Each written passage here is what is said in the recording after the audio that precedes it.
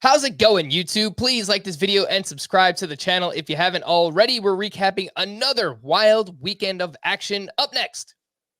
Hey there, Adley Rutschman. Get hyped. Welcome into Fantasy Baseball today on Monday, May 23rd. Frank Stampfl joined by Scott White and Chris Towers today on the show. More prospect promotions, the weekend waiver wire, start or sit, and much more. Before we even get to, oh my goodness gracious, I guess we shouldn't be surprised, but it happened. Adley Rutschman, one of the top prospects in the game, the Orioles catcher, called up this weekend. He was promoted on Saturday, made his debut, went 1 for 3 with a triple and a walk. Scott, what are your expectations for Adley Rutschman, and where did you move him up to in the rankings? I have him 7th in the rankings at catcher, immediate top 10 catcher in fantasy. Look, he was basically being drafted by one even before he hurt his triceps this spring, and then he kind of dropped just outside of the top 12. But the point is, people were drafting Rutschman expecting him to make a major impact and soon. And I think that's appropriate because at catcher, I mean, how many impact players are there? Half the league is starting somebody who is completely dispensable and likely to be swapped out for whoever gets hot on the waiver wire. So I'm fine giving Rutschman that immediate shot. And of course, because he was drafted so high, I mean, people weren't drafting him. People weren't making that investment if they weren't willing to see it through. So he was, at the moment he got called up, he was already 86% rostered in CBS sports leagues. Now he's up over 90 appropriately. And, we've had a lot of big prospect flops in recent years, and maybe that'll happen with him too. But obviously you got to take the chance on it, particularly to a position where you don't have much to lose in doing so. And he's a particularly high-end prospect. I mean, he's the kind who, he had more walks than strikeouts at the time he was called up, great on-base skills, really the perfect prospect, both offensively and defensively. I mean, I don't think it's a stretch to say Adley Rutschman might be the best catcher prospect ever. So if anybody is going to make an immediate impact, he seems like one of the likelier candidates. And I like that right away. He was called up Saturday, he was catching, and then Sunday, boom, in the lineup again as the DH. So I think we're going to see a lot of that moving forward for Adley Rutschman. They need that bat in the lineup, obviously. 7s across the board. He's ranked 7th for each of us, Scott, Chris, and myself. What I'm noticing here, Chris, is that while Adley Rutschman is 91% rostered, he's only started in 51% of leagues. So I assume that should change by tomorrow morning, right? Yeah, I would guess that's just leagues that already set their lineups for last week before he got called up. It's hard to imagine in a scenario where you're not starting him. I guess it's possible you drafted both him and Dalton Varsho, and we do all have Varsho ahead of him. So that's probably the only realistic scenario I could see where you're starting anyone ahead of Adley Rutschman. Yes, the 6 catchers that we each have ranked ahead of Adley Rutschman right now: Salvador Perez, even though he's on the IL, JT Realmuto, Dalton Varsho, Wilson Contreras, Will Smith, and Yasmani Grandal. And all in different order, but those are the 6. And I'll point out, Scott said he might be the best catching prospect ever. He might be the best catching prospect since Matt Wieters, who famously was a disappointment for this same Baltimore Orioles team. Very similar types of prospects, actually. Highly drafted out of college, produced a ton in the minors, showed power, plate discipline, all those things. And Wieters is remembered as a disappointment, and I think it would be a disappointment if Adley Rutschman had his career. But Wieters as a rookie was also right around an average major league hitter with a 288 average. So, there's still room for Adley Rutschman to disappoint this season and be a must-start catcher.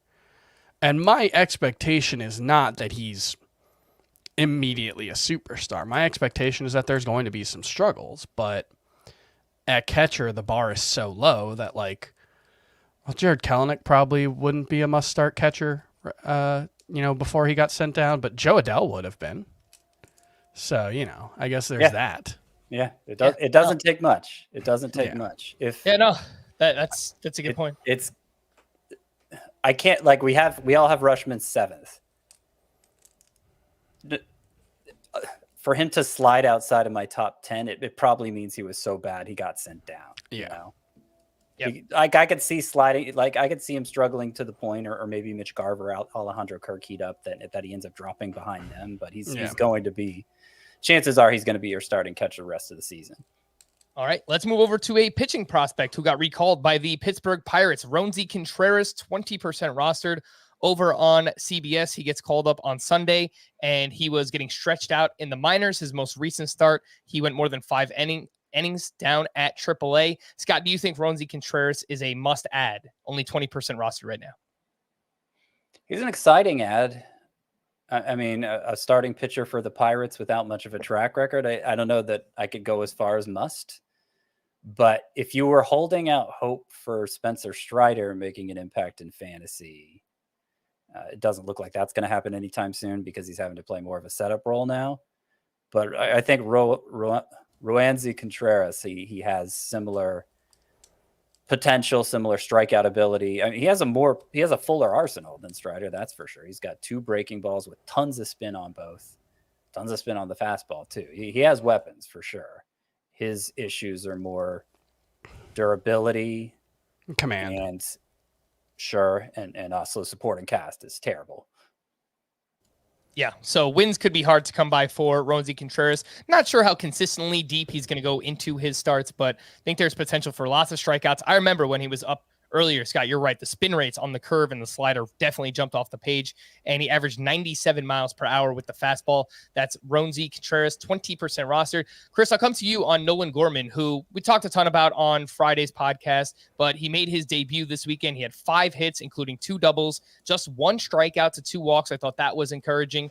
And but he didn't start against a lefty on Saturday. So mentioned in the minors, he wasn't great against left-handed pitching. Again, this is Nolan Gorman. He's 69% rostered, and I know that you won him in Tout Wars. So how much did you win him for, and what do you think about what we saw this first weekend? I won him in NFBC. He was I think he was already rostered in Tout Wars. Yeah, I got him for 176. The runner-up bid was 134. I would guess that's probably around the mid-range of what you should expect to be able to get Gorman for. I think Scott said in his league he went for over 200. Yeah, over 250. I would say around 15% at minimum if you want to add him this week. As for how his weekend went, like I think it's promising that he only struck out once. I think it's promising for sure that he was batting second on Sunday. The fact that he didn't play against a lefty, that is a concern, obviously, because it's going to be hard to live up to expectations if he doesn't play every day. And, you know, that might be a scenario where, like, just Jesse Winker last season, he put up really good numbers, but the counting stats were a little underwhelming because of how often he sits against lefties. Maybe that's a situation that we see with Gorman, but that's not a reason to not add him, I would say. I'll point out also, he got 2 at bats Saturday still, even though he didn't start. Mm-hmm. So, like, if they are going, first of all, I don't think they're going to sit him. Like, if he's good, he's not going to sit against every lefty all season. Part of the problem is the Cardinals. They called Brendan Donovan. Yeah, Brendan Donovan. They called him up before Gorman, and he's been great. And there's not really a dedicated lineup spot for both, so they're having to find ways to get Brendan Donovan in the lineup, at least while he's hitting well. I mean, he obviously doesn't have the pedigree, and I don't think the skill set of Gorman, so that may not last. But, you know, the strikeout thing may not last for Gorman either. His avoidance of strikeouts may not last. We talked about how bad his matchups are next week. It's like strikeout pitcher after strikeout pitcher. Let me read those names off again. Jose Barrios, Kevin Gausman, Brandon Woodruff. Freddie Peralta's out now, so that improves the situation. Adrian Hauser and Corbin Burns. It's a tough first full week in the majors there, but at least they're all righties. Yeah. In terms of fab, I saw Nolan Gorman get added in 2 15-team leagues so far. He went for 187. This is out of a $1,000 budget. 187 in one league and 203 in another. So, again, like Chris said, I mean, the floor probably 15%, but if you really want Gorman, you might have to go 20 or 25% of your fab budget. And I might, and I don't think I'd personally go as high as 10, 15 if we're talking points leagues. Yeah. Obviously, fewer lineup spots to fill and the strikeout issue and all of that. I mean, if you don't need a second baseman, still worth putting in a bid for him, but more of a hope everybody's sleeping at the wheel situation than I'm going to blow everybody out with my bid for him situation. Last prospect happening from the weekend, Scott, we saw Matthew Liberatore make a start on Saturday, his debut, and then he was sent back down. He allowed 4 runs over 4 2/3, but I think there's a chance he could be back because Steven Matt's dealing with a shoulder injury now. I guess Liberatore would have to be down for at least 10 days or whatever it is, but what'd you see from Liberatore? Is he worth holding on to in the meantime?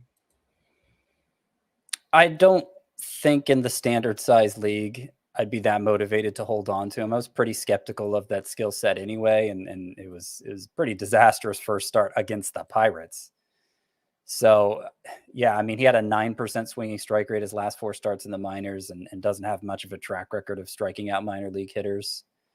So always rated highly as a prospect in spite of that. And I'm not going to rule out the chance he ends up having a great career, but I can think of a lot of pitcher targets I'd prefer to go for than Liberatore. All right, and let's talk about some of those pitching targets. There was a lot going on this weekend. Take it away, Susan. Oh, my goodness gracious. All right, Chris, why don't you kick us off here? Oh, my goodness gracious player from the weekend. I'll start us off with Sandy Alcantara, who threw I think the 3rd complete game of the season by starting pitcher so far this season against the Braves on Sunday. Actually, no, he got the win. Sorry, it was a 4-3 win. He gave up 0 earned runs, 2 walks, 7 strikeouts on 115 pitches. But he was I believe the major league leader in swings and misses on Sunday. 25 of them had at least 5 with all of his pitches, the sinker, the slider, the changeup, and the 4-seam.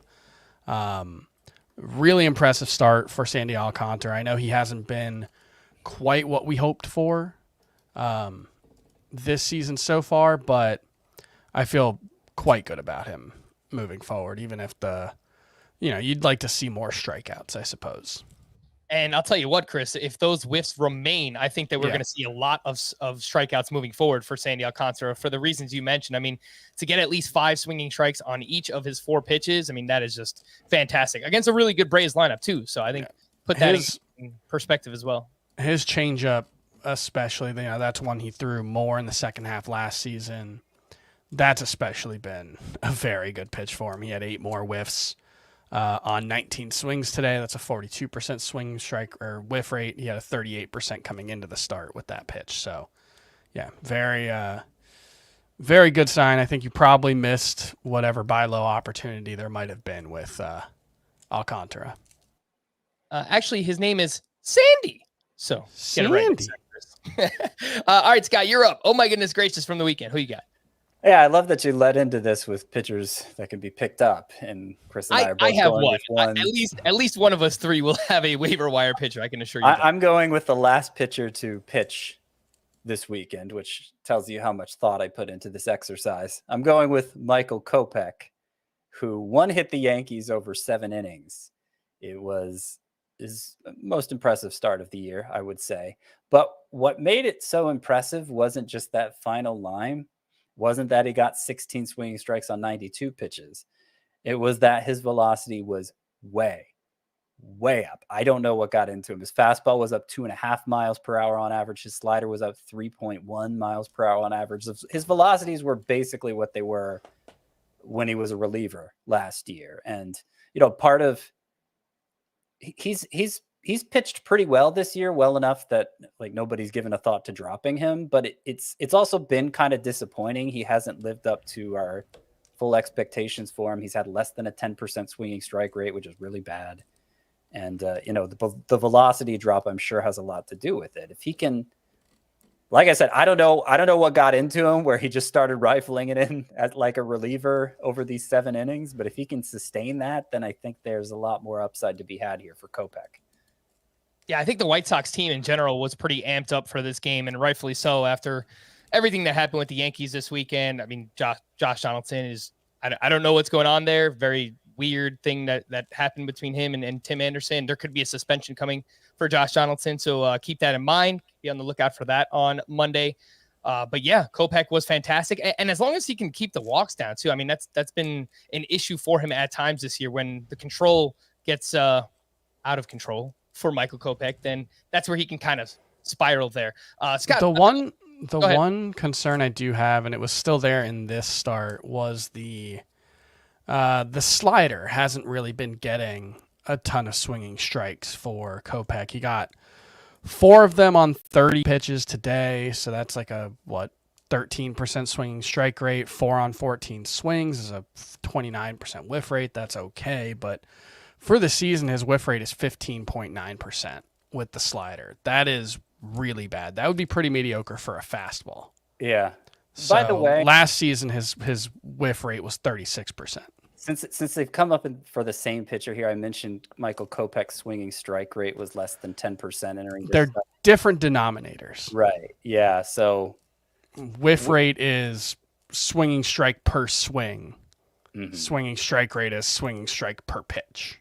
Yeah. So when you're talking about swinging strikes and whiffs just as a count, it's the same thing. Yeah. It's swings and misses. But when you're talking about whiff rate, it's swings and misses per swing, and swinging strike rate is swings and misses per pitch. So it's, they're scaled very differently. Yeah, it's a little confusing too. And I think it's a good point that you bring up, Scott, because there are times where we reference swinging strike rate and then times where we reference whiff rate, and, one's on Baseball Savant and one's on Fangraphs. So it's, they're all very easily accessible, but you could get confused. And I think it's worth bringing up. Scott, are you starting Michael Kopech at Toronto this week? Probably. Okay. Yeah, coming off this start, unless I just have a stacked pitching staff. And Toronto, by the way, I mean, we mentioned it before. Their lineup has not been as great. I believe they're 16th in weighted on base average, again 18th against right-handed pitching. So it's not like they've been fantastic so far. Make sure to get Michael Kopech in your lineups. Oh my goodness gracious, for me, Martin Perez. And we've talked about Perez quite a bit recently, but put together his best start of the season. As Chris punches his microphone again, I'm happy that we're right back where we left off last week. Good times. Martin Perez, by the way, complete game shutout at the Astros. He allowed 8 hits, 1 walk. He struck out 5. He had 13 swinging strikes on 108 pitches. Looking into his season so far, I'm trying to figure out what has he done differently than years past. He's doing a great job limiting walks and hard contact, and he's throwing his sinker a lot more this season, which has led to his highest ground ball rate since 2015. Right now, a 56% ground ball rate for Martin Perez. He's 67% rostered at Oakland this week. Chris, is we're asking you this. In the year 2022, is Martin Perez a must-add? No, I don't know. Not for me. I don't know. Maybe you guys disagree, and maybe this is me not being fair, but I don't see enough in, like, again, maybe this is my own bias and maybe I'm limiting myself and I need to open my heart to the possibility of more. But like when the primary difference between a player from one year to the next is they're throwing their sinker, 39% instead of 25% of the time, it's just that doesn't seem like a really big enough deal to change my evaluation. Martin Perez looks like a different pitcher right now and he's getting a ton of ground balls, but I don't think the limiting walks thing is sustainable to this extent. And I just don't see any reason to be excited about him. I'm sorry. Look, I don't want to be on the record as buying into Martin Perez because just look at his track record. Odds are this falls apart spectacularly. But at the same time, the guy has a 1.64 ERA, and we're after 8 starts. We're near the end of May, and his ERA is 1.64. And these are not 4 and 5 inning starts that he's making. And he just complete gamed the Astros of all teams. And it's just okay, you have to pick him up. I mean, there's somebody you can live without on your roster, and the way he's going right now, you pick him up just to see where it goes. And look, maybe you can flip him for somebody you like a lot more. Probably not right after you pick him up off the waiver wire, but he has another couple starts like this, maybe you can flip him, and he would have served his purpose in that alone. But even if you can't, I don't know. I just don't see a lot of downside to picking him up. All right. Well, would you pick him up, Scott, ahead of these names? These are waiver wire pitchers. Part 1, Martin Perez versus Zach Eflin, who posted a career-high 12 strikeouts against the Dodgers on Sunday. He's 50% rostered. He's at the Mets this week. Christian Javier was on the other side of Martin Perez, was quite good in that game as well. 6 innings, 1 run, 9 strikeouts. He is 61% rostered. And then Hunter Green has now allowed 2 earned runs or fewer in 3 straight starts. He's 68% rostered. He's up against the Cubs this week. So all these names between 50 and 70%, Scott. Perez, Eflin, Javier, Green. How do you rank those 4? Javier. I think Javier is good, and hopefully this is when he sticks in the Astros rotation. The close call is between Perez and Green for me, because talent-wise, Green obviously blows Perez away. But he's on a terrible team. I mean, not that the Rangers are great, but the Reds are terrible. And I'm not sure how limited he's going to be as a rookie. I'm not sure if he can sustain this model of 50% sliders being the solution to what ails him. It's worked his last 3 starts, but I'm not sure how sustainable that is. So I have a lot of questions about him. And if I could trust him to take on the workload I know Martin Perez is going to take on, that would probably be enough for me. But I think I lean Perez over Green, but it's very close between those two. So Javier, Perez, Green, and then Eflin pretty far behind them. No love for Eflin, huh? I noticed Sunday is he threw his curveball more, 33%, and that's far and away his best pitch. Yeah, I mean, if he can keep doing that, then it changes the math. 12 strikeouts against the Dodgers is very impressive. But I would take all of these pitchers ahead of Martin Perez. I just can't bring myself to get excited about like sinker baller Martin Perez, you know? Like I don't blame you. I mean, I think there's only ERA possibility there. And like that's not nothing, obviously, but well, if he's going 6 consistently, he's going to win some games. Yeah, I guess. Consistently. Yeah, it all goes back to like he's physically capable of it. I think when his ERA is closer to 4, he's not going to be going 6 very often. So what in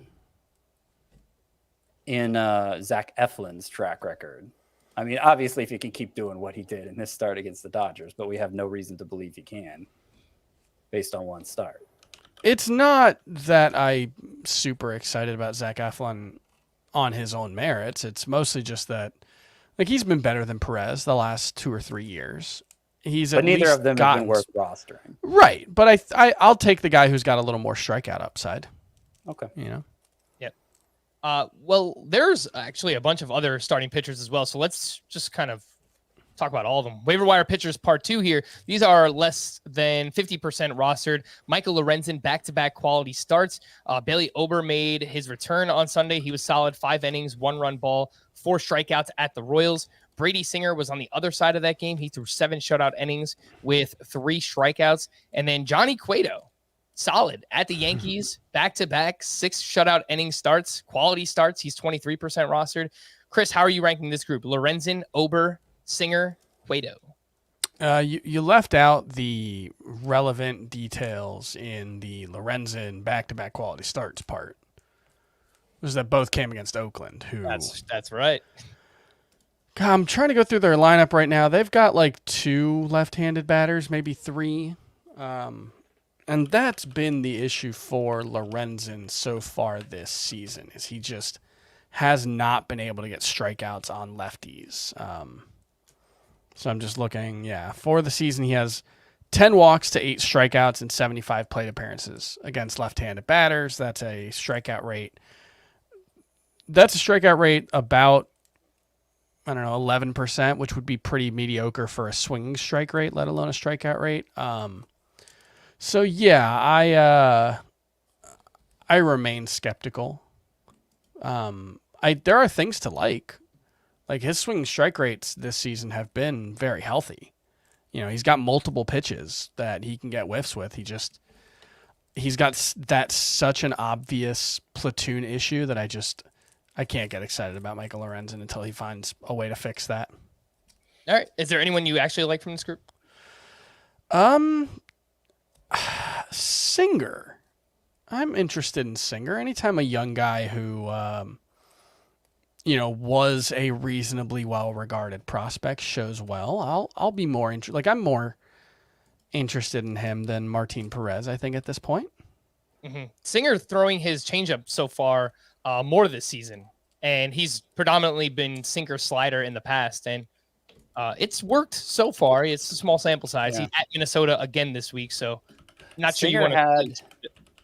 Singer had that like crazy swinging strike total, 18 swinging strikes last time. It was down to 8 on 95 pitches, which is more which we expect from him. The one I like from this group is Bailey Ober, who is coming off the IL, and strong numbers in the minors. I mean, in the majors last year, he looked pretty good too. My hesitation with him is the Twins are being so careful with him. This was his 5th start. Obviously just spent time on the IL. So this was his 5th start. In none of the 5 starts has he thrown even 80 pitches. Let's see. Let me look at last year, how often that happened. So only once last year in 20 total starts did he throw even 90 pitches.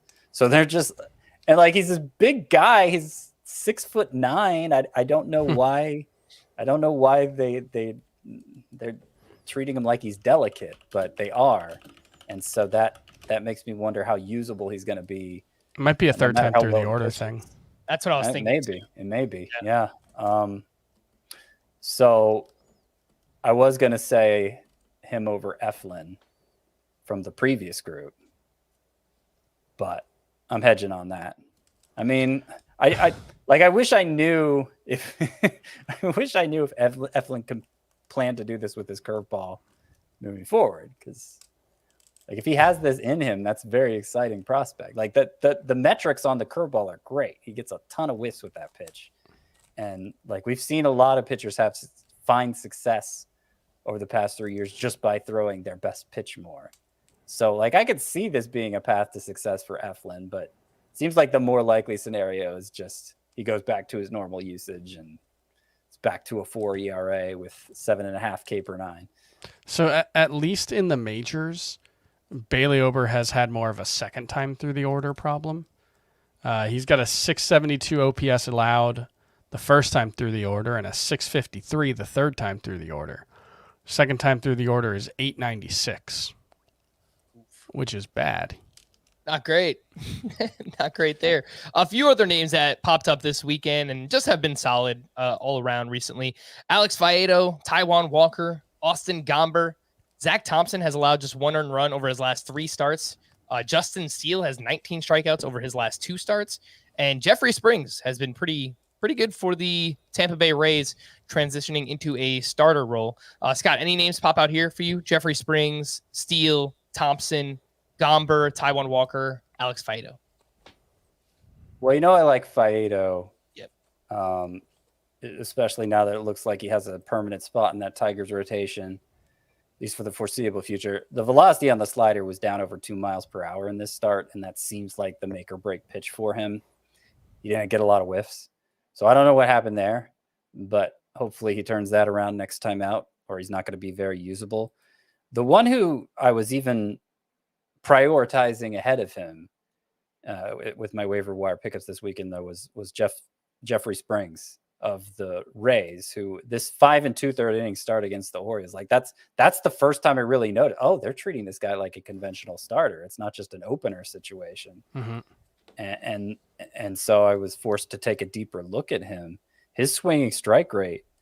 So he had 16 on 80 pitches in this start, which is a great rate on its own. But for the season, it's over 15%. That's elite. That's elite. If he can do that as a starter, there's a lot of upside there.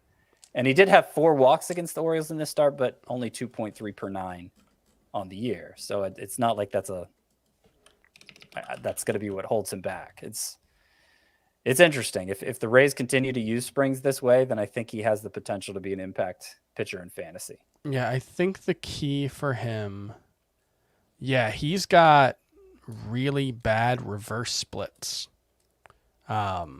Jeffrey Springs does. He's a lefty. Before his career, lefties have an 842 OPS against him compared to a 717 for righties. Now you're only talking about 223 plate appearances against lefties, so still a pretty small sample size, but his slider last season got crushed. 422 expected WOBA allowed. 5 of the 8 or 9 home runs he gave up were on that slider, and so that's one where it's such a glaring issue. Like, you usually don't see the reverse splits, and I guess you can mitigate that because most teams how many left-handers? Most teams aren't going to be able to put 7 lefties in the lineup anyway. Right. So his changeup is his best pitch, and that's usually something that neutralizes opposite-handed hitters. So that makes sense. Yeah. But he's throwing his changeup a lot more this season. Overall, which is partially, I think, just a reaction to him facing more righties than he did last season on a rate basis, which is probably not a bad thing for him. Yeah, I was going to mention that changeup is really nasty. 24.5% swinging strike rate for Jeffrey Springs. The chase rate on that pitch is 53%. I think league average is around like 32%. So that's massive. 53% O swing. That's a really good pitch for Jeffrey Springs. He's just 8% rostered. He's against the Yankees this week, so I don't know if you want to start him necessarily, but I do think he's interesting and someone you should consider adding. Although those reverse splits, this is not a Yankees team that has got a lot of left-handed pop. I guess it's really just Rizzo and Gallo. And Gallo's on the COVID IL. That is true. Before we hit the break, make sure to join our Fantasy Baseball Today Facebook group. That's facebook.com/groups/fantasy baseball today. Really fun community. A lot of our listeners, people who watch us on YouTube, they're asking questions, waiver wire, prospect related questions, dynasty, keeper, trades, the whole 9 yards. It's a fun community to be a part of, and I would recommend joining up if you have a Facebook. So make sure to do that. Let's take a quick break, and we'll be back right after this. The news and notes. Steven Strasburg is scheduled to begin a rehab assignment on Tuesday. He has not pitched since June of last year due to thoracic outlet syndrome. So I think we have to keep our expectations realistic, but it would be nice to see Strasburg back on the mound. Fernando Tatis has begun fielding slowly rolled grounders, but he has yet to resume swinging a bat. This is just me speculating, but I'm not sure how realistic a June return is for Tatis, just because I've heard nothing about it, and we're about a week away from June. So I don't know if you guys have heard anything, but I know originally. Well, the fact he's not swinging a bat, much less taking at bats. I don't know that I rule out all of June, but certainly not early June. And remember, he didn't play at all in spring training, right? So you're probably looking at a spring training-esque ramp up, not necessarily a 4-week rehab assignment, probably like a 2-week maybe, but you're probably going to see him down at the, alternate site or something like that for, a little while to get up to speed before he's even playing in games. So yeah, I think June looks less likely right now. Mm-hmm. Clayton Kershaw is likely a couple of weeks away from throwing a bullpen session. He's on the IL with inflammation to his right SI joint. Matthew Liberatore, I mentioned earlier that he was optioned back to AAA. Steven Matz was removed from Sunday's start due to left shoulder stiffness, so perhaps that creates an opening for Liberatore in the future. Aroldis Chapman received treatment for an Achilles injury on Sunday after giving up 2 runs. Clay Holmes has been amazing for the Yankees this year. He is... I'll pull up his roster rate, but so far this season, he's got 0.42 ERA. He picked up his 4th save on Saturday. Chris, would you be looking to add Clay Holmes given this Aroldis Chapman injury? Yeah. I mean, I'm not sure whether I'd be willing to start him right away, but I think you absolutely want to take a look at him, especially in your 15-team leagues, especially, but even 12-team roto. He's looking worth a speculative ad. I was on a Marlins podcast on Friday, and they asked me, who is the Marlins guy if you're speculating on saves? And I was kind of like, nobody. I don't really have a good sense of like who the person who is most likely to get the next 5 saves for the Marlins. So like I might rather just take a chance on Clay Holmes than anyone in the Marlins bullpen right now. Yeah, he's 53% rostered, so he's already been added in some leagues, and I picked him up in the For the People League a couple of weeks ago. That's a saves plus holds league, so any type of format like that, especially whether he's getting you saves or holds, it doesn't matter. Clay Holmes has been awesome for them. Reds manager David Bell said Sunday that Nick Lodolo has been cleared to restart a throwing program, but won't be ready to rejoin the rotation in the near future. Justin Upton signed with the Mariners on Saturday. He hit 17 home runs in 90 games last season. Scott, do you have any interest in Justin Upton in deeper leagues? Have to be pretty deep. I don't think the playing time is going to be that consistent. Okay. What about a, 24-team Dynasty Points League? Would you add him there?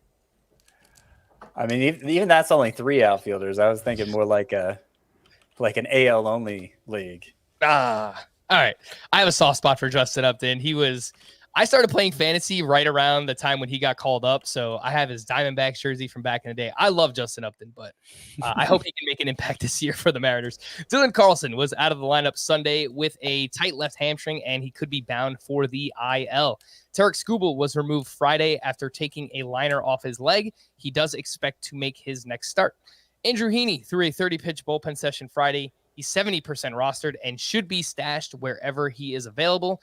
Riley Green played in an intra-squad game at the Tigers spring training facility on Friday. He's essentially redoing spring training, so maybe Riley Green is back in a month or so. Chris, I know I asked you about him recently. 47% rostered is Riley Green, but it seems like news is a little bit more optimistic for him now. Yeah, I mean, the fact that he's going to redo spring training probably means a month, and then I don't know if it's 100% clear if he's going to just go to the majors once that happens. I mean, I know that was the plan coming out of spring training, but after missing a couple months, is that still the plan? I'm not so sure. So I don't know. It's tough to stash once you're at this point in the season with injuries piling up and all that, but yeah, I think he's a fine stash. All right. Reds prospect Jose Barrero. He started a rehab assignment on Friday. Apparently, they're going to take their time, and it's going to be a long rehab assignment for him. But a name to watch in those deeper leagues. Yandy Diaz was out of Sunday's lineup due to a strained left shoulder.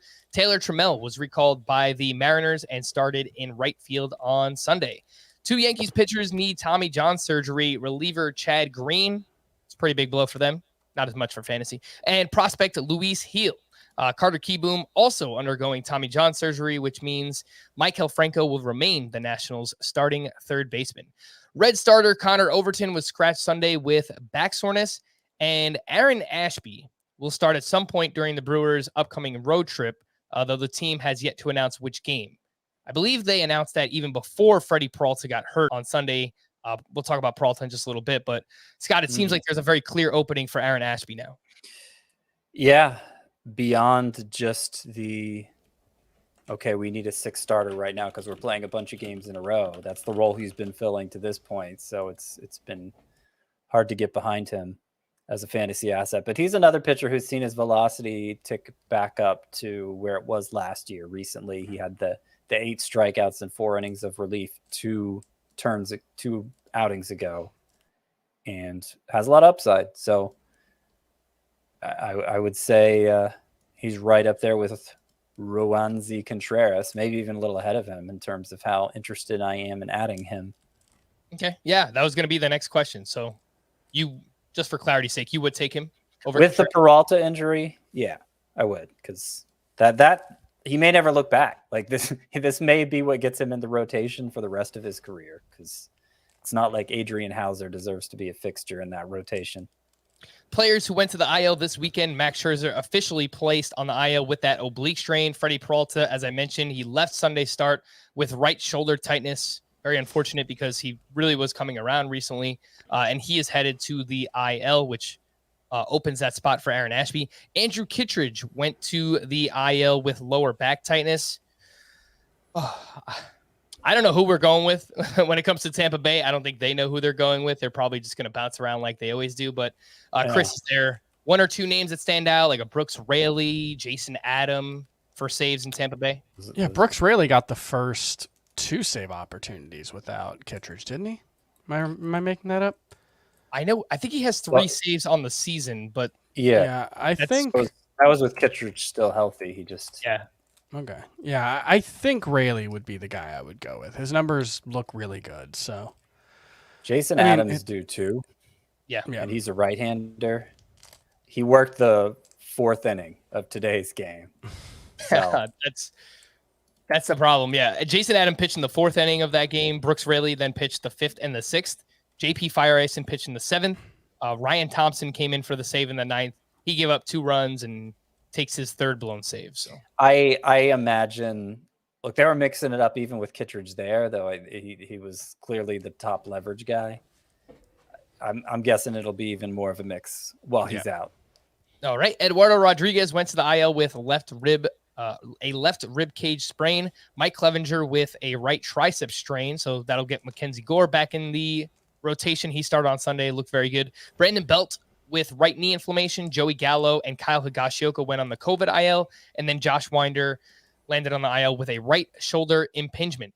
What do we do with these banged up hitters right now? Start or sit for this upcoming week? Jazz Chisholm was removed from Sunday's game, which stinks because he's like one of the best second base / shortstop hitters right now due to left hamstring tightness. Scott, what do you think about Jazz for this week? That I don't feel like hamstring quad stuff. I feel like usually that results in an IL stint. So I'd be careful with this one. If I could avoid starting him, I think I would. The good news is the Marlins play at 6:40. The first game is at 6:35 tomorrow. So we'll have an idea if he's in the lineup at least. If he's not, I think you probably just have to sit him. All right. Taylor Ward has missed 2 straight with a stinger in his arm. Apparently, he crashed into the outfield wall on Friday. He will receive an MRI on his shoulder / neck area on Monday.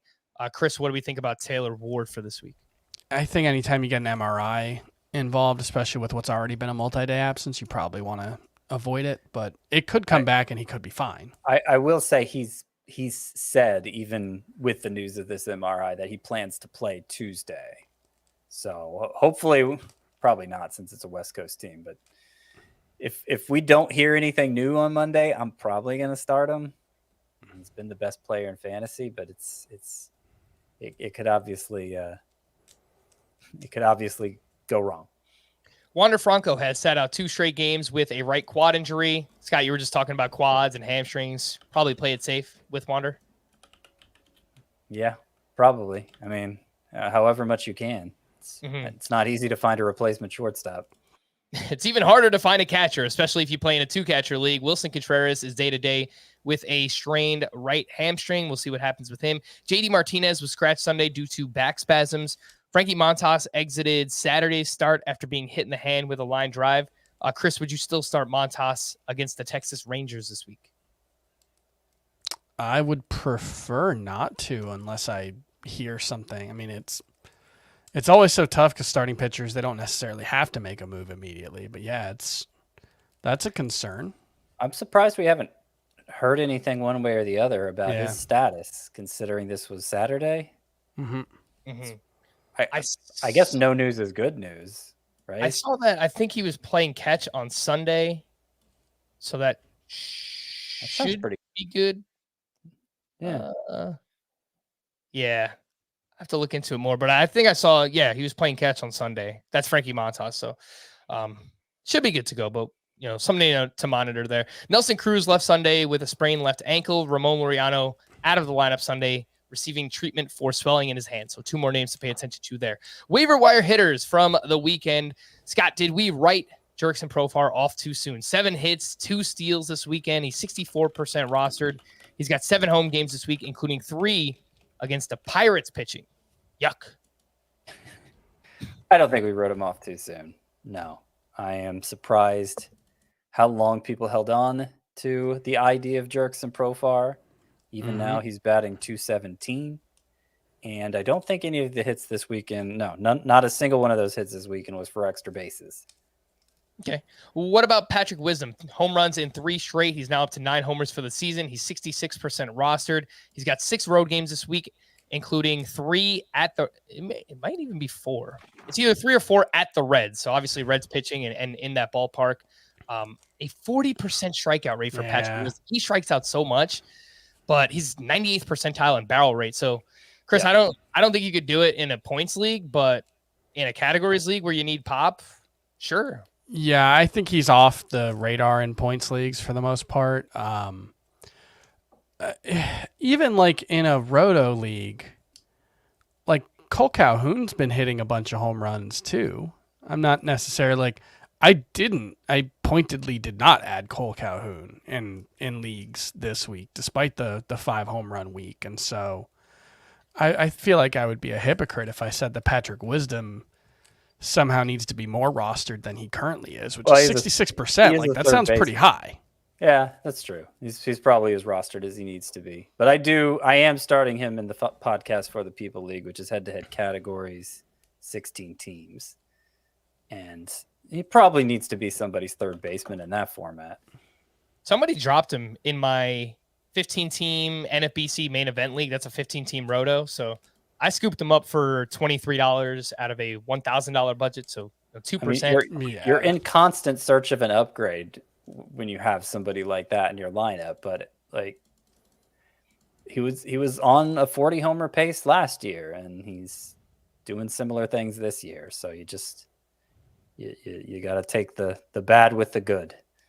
It only took me 45 minutes, but we're here. Josh Rojas hit 3 home runs on Friday, a triple dong, but he left Saturday's game after getting hit by a pitch on his hand. So it's kind of weird because he had this awesome game, but now he's banged up, not really sure what to do with Josh Rojas. Scott, he was almost my oh my goodness gracious player. Yeah, we're just now getting to him. Well, it sounds like it's a day-to-day injury, and I don't know that if you're adding him, it's to put him in your lineup right away. Anyway, he was pretty disappointing last year, but has those incredible minor league numbers he put up in 2019 that we're still hanging on to. A couple things about this. Okay, so the wind was blowing out 25 miles per hour to center field at Wrigley on Friday. So it was one of those Wrigley games where like everybody hits a ton of home runs. David Peralta had 2. In addition to Rojas's 3. However, I will note that all 3 of Rojas's were over 400 feet. I'll also note that he has a better launch angle this year, a higher hard hit rate, though still not a great one, and a better K rate. So he's doing things better than he did them last year. And he's also has 3 stolen bases already. Yeah, I think he's only played like a couple weeks because he was hurt, right? Yeah, 15 games. Yeah, so he's looking in that small sample. He's looking better. He's looking like he's eligible like everywhere. So I can see adding him in like a roto league is, just add him to your bench and see where it goes. Especially if he's going to be some kind of stolen base source for you. I think he can be like a 15-15 guy who doesn't kill you in batting average. How about this, Chris? Here's the comp. The good version of Trent Grisham. I was thinking like what we wanted Oscar Mercado to be a couple years ago. So, yeah, I think those are kind of the same guy. Yeah, maybe a 250, 260, like a 15-15 pace for Josh Rojas. He's 37% rostered. He's got second, third base, shortstop, and outfield eligibility. I like him more than the other hitters we've mentioned so far. So ahead of Profar, ahead of Patrick Wisdom, I would easily make those swaps. Darren Ruff hit a double dong on Friday, and he's having a very solid May, hitting .333 in the month, 3 homers, 3 doubles, 13 RBI. He's 15% rostered, first base, and outfield eligibility. He's been playing a little bit more consistently. Chris, are you looking to add Darren Ruff anywhere? Not really like a 12-team context, I don't think. The playing time is too sporadic, but I think he'll be good when he plays. Like, it was weird how bad he was to start this season, so I do feel pretty confident that Ruff is going to be productive when he plays. I just don't think it's enough to matter too much in a 12-team league. Here's something weird I noticed with Ruff. Like, he got off to a bad start. He's still batting 240 or whatever. Yeah. He doesn't start all that regular. He already has 21 runs on the year, which is a pretty good number. I mean, he's got 154 plate appearances, so it's not. Yeah, It's not like he's not playing at all. They're putting him. They're having him pinch hit a lot in games and stay in the game. Yeah. So kind of like the Cardinals did with Gorman on Saturday, which NL teams can afford to do more now than maybe we're used to. Amazingly, he's actually leading the Giants in plate appearances. That's funny. Even though he's sat about, I don't know, a fifth of their games so far. I think any 5 outfielder league, Ruff needs to be rostered. I still think better days are ahead and maybe starting for him. He's absolutely crushing lefties this year too. 934 OPS, but against righties, 620. So not too great there. Some names in deeper leagues. Jonathan VR is heating up. He's batting 308 with 2 homers, 2 steals over his last 7 games. Michael Chavis is hot right now. Kevin Kiermaier over his last 4 games, he's 11 hits, 2 homers. Brett Phillips' his last 6 games for the Rays, he's got 10 hits, 2 homers, 3 steals. Emmanuel Rivera with the Kansas City Royals had 3 hits this weekend, including 2 home runs. And then Lane Thomas, back-to-back multi-hit games, including a home run on Saturday. He has started 4 straight games with 3 of those coming against right-handed pitchers. Seems like he's kind of taking over that starting center field job from Victor Robles. Scott, do you have any interest here? Lane Thomas, Emmanuel Rivera, Brett Phillips, Kevin Kiermaier, Michael Chavis, and Jonathan VR.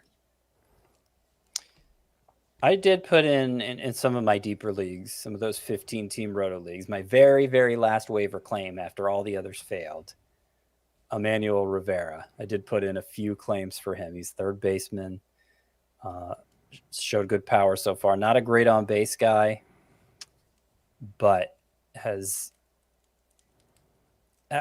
been productive so far and was productive in the minors the past couple years too. So I think in those deep leagues, somebody you could consider taking a flyer on.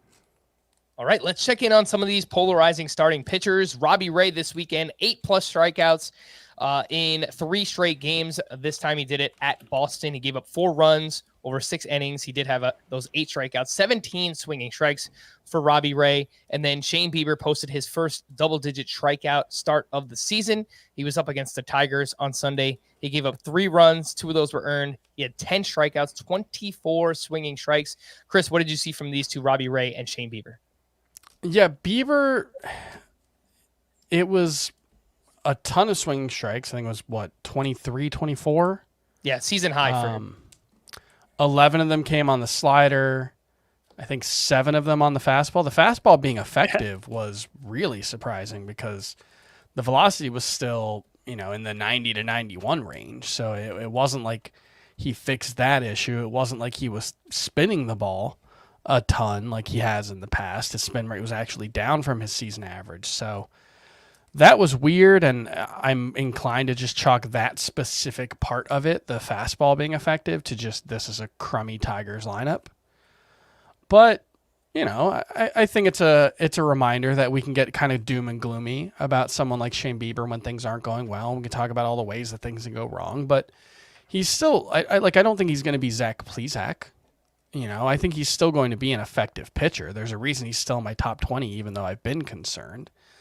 And I think the thing to keep in mind with Shane Bieber and potentially with Robbie Ray is that it's likely not so much that they can't be good, but that there's a thinner margin for error every time they go out there, and there's more risk of them blowing up. And so I think you could see a scenario where Robbie Ray and Shane Bieber are still effective pitchers who put up decent fantasy numbers. It's just the ride along the way could be pretty rocky. All right, let's go to the other side here. 2 pitchers might have some concern over. Trevor Rogers hit hard once again on Friday against the Braves. He gave up 5 runs over 4 innings pitched. Julio Urias, he was solid actually against the Phillies. 5 shutout with 5 strikeouts. But his fastball velocity was down once again it was down 1 mile per hour. His curveball was down 1.3. Scott, are you worried about Trevor Rogers and or Julio Urias? I mean, more worried about Rogers. I am naturally. Yeah, I am not that confident in him at all at this point. Like I wonder how many starts we are away from having the the drop conversation with him. I don't think we're there yet, but he hasn't earned that long of a leash. And the season's a quarter over now. So, yeah, I mean, and that changeup's really not coming around for him. So I'm pretty worried. I'd go, I don't know how you calibrate the worryometer. I'll go 7 on Rogers. Yeah, like it's really, I come back to the changeup. Like in this start, his fastball and his slider got hit hard and he didn't get a lot of swings and misses with anything, but the changeup, 95 mile per hour average exit velocity allowed, only 3 whiffs on 27 pitches. It's just continuing to be an issue. His whiff rate is, I believe, below 20% with that changeup now, which, from where it was 21%. Last year it was 34%. The quality of contact metrics are much worse. It's just, even when he came up as a rookie and had like a 6 ERA, you look at that changeup and like, there may be something here because of that pitch, but it's just, but it's also like Miami's track record with the changeup in particular with their pitchers has been so strong that like, I have to feel like that's such an organizational focal point for them that you have to think they'll figure it out. Like the changeup is kind of the signature pitch for the Marlins. But it's frustrating because I don't know what the specific explanation is beyond just it's a bad pitch right now. Mm-hmm. I read an article this weekend that suspected he might be tipping his pitches. That's Trevor Rogers. They've been saying that all year. Yeah, everything is going like what can go wrong will go wrong for Rogers right now. And the problem is his fastball was like it got a lot of whiffs last year, but it tended to get hit pretty hard, and there were reasons to be concerned about that. But when the changeup is going well, he can overcome that. I don't think he can without it. All right, let's take a look at some studs from the weekend. Studs being studs. A pitcher edition. Adam Wainwright, 7 innings, 1 run, 3 strikeouts at the Pirates. Eric Lauer, a strong bounce back versus the Nationals. 7 shutout with 5 strikeouts for him. Alek Manoah has allowed 2 earned runs or fewer in each of his 8 starts. He went 8 innings on Saturday against the Reds, 4 strikeouts there. Joe Musgrove is now 8 for 8 in quality starts this season. He went 7 shutout with 4 strikeouts at the Giants. Scott, anything on Musgrove, Manoah, Lauer, Wainwright? Not really. The velocity on Lauer's fastball has been trending down lately. It hasn't collapsed and returned to where it was last year, but it's trending the wrong direction, and we've seen the swinging strikes do the same. So I'm not bailing on Eric Lauer or anything, but it's something to keep an eye on. Would you look to try and – sorry, Chris. Would you look to try and sell high now, Scott, while you can? I mean, that's generally not the way I operate. Like if I had a hitting need, and I had a pitching surplus, Eric Lauer is the pitcher I would probably try to use to meet that hitter need. Mm-hmm. But just sell for the sake of selling, that's probably not. Well, go ahead, Chris. I was going to just point out, like, Alek Manoah's strikeout rate is way down. It's down to 22% now. Last year it was at 28%. Obviously, the results have still been incredible. He's getting a ton of walks. But it's just something to keep an eye out with Alek Manoah. He gives up a lot of fly balls. So far, that hasn't really hurt him. But, he's on the wrong side of 2 of the 3, as Scott likes to call them, the legs of the FIP stool or FIP triangle. I haven't used that one in a couple of years. So, that's something to keep in mind, but there's a lot to like in the underlying numbers for Alek Manoah still. The fastball and slider combination especially still looks pretty impressive. So definitely not a panicky thing, but just something I'm monitoring. I really like for Manoah that the walks have been down tremendously this year. He's basically cut his walk rate in half. It's elite now. The swinging strike rate is actually a tad better than it was last year. Mm-hmm. So I would trust that the strikeouts will come. Maybe not to like the 10 K per 9 he had last year, but I think Manoah is probably more of like a strikeout per inning kind of pitcher. SP studs being studs part 2. Carlos Rodon, solid bounce back against the Padres. 6 shutout 6 innings with two runs allowed, 6 strikeouts. Justin Verlander, 3 scoreless outings in a row. He had 15 swinging strikes and 8 strikeouts. So you like to see those whiffs get back on track. Those have been going up for him. Mm-hmm. Brandon Woodruff turned in his second quality start of the season, 6 innings, 1 run, 6 strikeouts. And then Nathan Eovaldi had a very nice bounce back on Sunday, 6 innings, 2 runs, 11 strikeouts to 1 walk. Chris, anything on Rodon, Verlander, Woodruff, Eovaldi? No, not really. I think, I might quibble with Eovaldi belonging in this discussion. I would imagine we all moved him down in our most recent update. At least I did. But, he's still worth having. I just don't know if I'd call him a stud. That's fair. It was a studly performance, but yes, probably not a stud himself. He's pretty close to must start. But he was a stud in this game. He's more like top 40, while these others are top 15. Yeah. Top 10 potentially. Hitting leftovers from the weekend, Marcell Ozuna is heating up over his last 8 games. He's got 10 hits, including 4 home runs. Ronald Acuna has 3 steals in 5 games since returning from the groin injury. He now has 7 steals total. He's a freak. He's awesome. Huge weekend for Randy Arozarena, and if you have him on your team, you needed to see this. 8 hits, a double dong on Saturday. He added a steal on Sunday, and all of a sudden in May, Randy Arozarena batting .321, 4 homers, 4 steals. The ground ball rate is down. The average exit velocity, 91.9 miles per hour. So good news for him. Trevor Story hit 2 more home runs this weekend following his 3-homer game on Thursday night. You love to see it. Bo Bichette had a double dong on Saturday. He's bounced back in May. And Chris, I saw you tweeting about Mookie Betts this weekend. He's Mookie Betts. He's really good. Once again, he hit 2 more home runs this weekend. He's batting .273, 10 homers, 3 steals, 40 runs scored, leads Major League Baseball. And it feels like Mookie Betts hasn't even been that good yet. All of a sudden, he's on like a 245 run plus RBI pace. It's crazy. Like he's on pace for almost 100 RBI, in addition to being on pace for like 155 runs.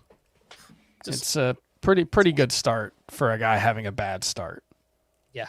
The call to the bullpen, some bullpen updates from this weekend for the Cardinals. On Friday, Giovanni Gallegos recorded the final 5 outs, all via strikeout for his 8th save. And then on Saturday, Ryan Helsley picked up his 2nd save of the season. For the Twins on Friday, Yohan Duran recorded 5 outs across the 7th and 8th innings. Emilio Pagan allowed a run, but picked up his 6th save. And then on Sunday, Duran was back in action, pitched a clean 9th for his 3rd save. So seems like it's kind of like a 60-40 situation, Scott, in favor of Pagan for now, I guess. Yeah, I mean, I don't know. I don't know how long he's going to be able to hold on to that. The walks have been high this year. The home runs have been a long time issue for him. And Duran has been lights out. So it was interesting. They both were off Saturday, but Duran was the one who preserved the 1-run lead on Sunday. And, I could see Duran. We've been saying it for a long time. At some point, it still seems likely to happen to me that Duran overtakes Pagan as the primary choice. Scott, your audio's like going in and out. I don't know if you've been adjusting your mic or not, but I haven't. No. I think you're talking away from it. You're doing this. Yeah. Maybe. Okay. Well, it's a little closer to my mouth now. Let's see if that helps. There you go. You sound great again. For Oakland on Friday, Danny Jimenez pitched a clean 9th inning for his 8th save. For the Diamondbacks on Saturday, Mark Melancon gave up 2 more runs, but picked up his 9th save of the season. What's amazing about that is last year, the Diamondbacks' top 3 finishers and saves for the Diamondbacks combined for 16 saves. This year, the top 3 guys have 15. Already for the Diamondbacks? They have been a Melancon, Mantiply, and Kennedy have. I mean, they've had 3 like fantasy relevant guys get saves so far. Yeah. So, just goes to show you last year's results, especially when it comes to save totals and close games and all that, are not, necessarily going to tell you much about the upcoming season. Oh, there's so much volatility year over year. They had 22 saves last year as a team. They have 15 already. If for nothing else, there's so much volatility in just bullpens and relievers year over year. 1 year's amazing reliever could come back the next year and just look awful, and vice versa. There's so much volatility at that position. It's pretty crazy. For the Blue Jays, Jordan Romano returned this weekend. He had 2 more saves. He's now up to 14. For the Red Sox, cue the Benny Hill music, because another fun one this weekend. Saturday, Hansel Robles pitched in the 7th inning in a tie game. Matt Barnes later pitched in the 9th. He picked up his 2nd save, and his fastball velocity was basically where it was last year.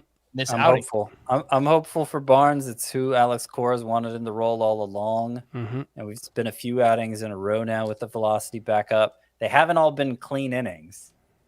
So, it's certainly not an open and shut case, but it was encouraging to see Barnes get the save here on Saturday.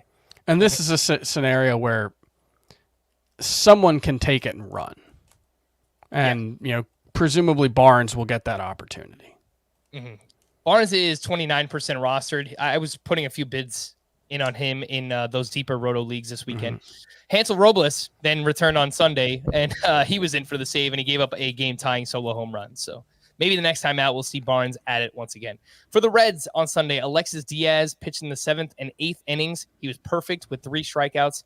Art Warren pitched in the 9th. He picked up his 2nd save of the season. To stream or not to stream, let's start with Monday. Chad Kuhl at the Pirates. Revenge game. JT Brubaker versus the Rockies. Drew Smyly at the Reds. Tyler Anderson at the Nationals. Tucker Davidson versus the Phillies. Marco Gonzalez versus the A's. And Adrian Hauser at the Padres. This isn't a bad group, I think. No, it's not. I kind of like Kuhl. I like Anderson. I kind of like Gonzalez. I agree. Those are the 3 for me too. Tyler Anderson's my number 1 choice. Yeah. All right, let's move over to Tuesday. We've only got 3 names here. Still lots of TBDs on the schedule for Tuesday. Bruce Zimmerman at the Yankees, Nick Pivetta at the White Sox, Dane Dunning at the Angels. Pivetta. I would guess Pivetta is going to be too rostered to be available for this on Monday's podcast or Tuesday's podcast. That's fair. So pick him up now so you can stream him on Tuesday. He's 65% rostered is Nick Pivetta. All right, we're going to wrap there. For Scott and Chris, I am Frank. Thank you all for listening and watching Fantasy Baseball today. We'll be back again tomorrow. Bye-bye.